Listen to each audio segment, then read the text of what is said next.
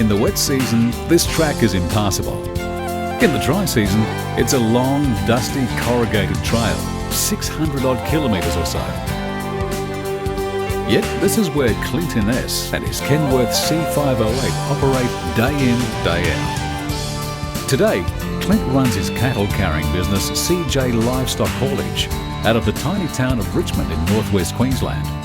It's a quaint little town located on the Flinders Highway that runs from Townsville through to Mount Isa.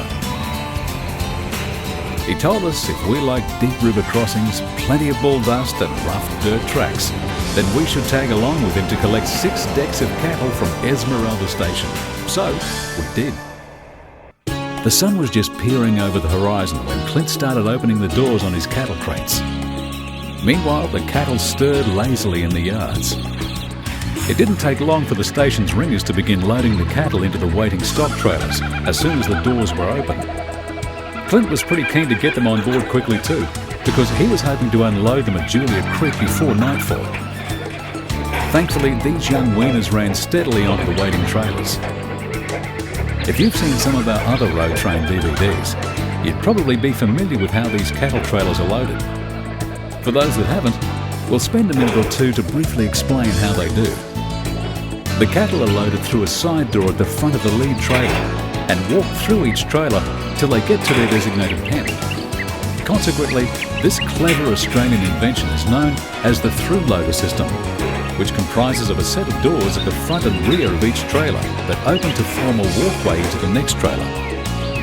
Each trailer consists of an upper and lower deck. As a result, this configuration with 3 trailers is referred to as 6 decks. It takes roughly half an hour to load the entire road train.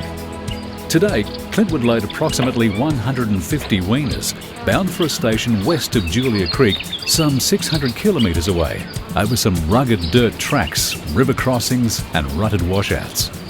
The bitumen alternative, on the other hand, would mean an extra day and a 1,000 kilometre trek around the notorious Ring Road. Clint had to give these trailer doors a bit of a jiggle to shake some dust out so the locks would drop into place. That young boy told us that when he grows up, he wants to drive a Kenworth road train just like Clint's.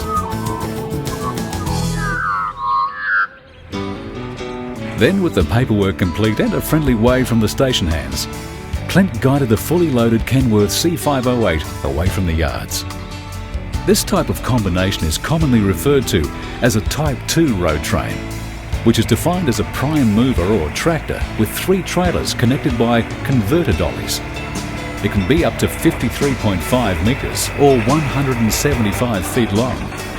This type of road train is only allowed to operate on specific routes, mostly through the northwest region of the Australian continent. Also in Queensland, livestock carriers are afforded the luxury of volume loading, which essentially means that the cattle can be loaded into the crates so they're comfortable on the journey, not loaded based on axle weight as a conventional freight truck would have to. He swung the road train around in a wide arc, back through the gate and out onto the station's track. Clint was born and bred further north, up in the Gulf country to be exact, and in his 2 odd decades of trucking, he's been up and down just about every track from the top of the Gulf down through Western Queensland and into the Northern Territory that you'd expect a truck to go at least once. His first river crossing was a spectacular sight, with the gentle flowing water providing a mirror-like reflection as the Kenworth passed.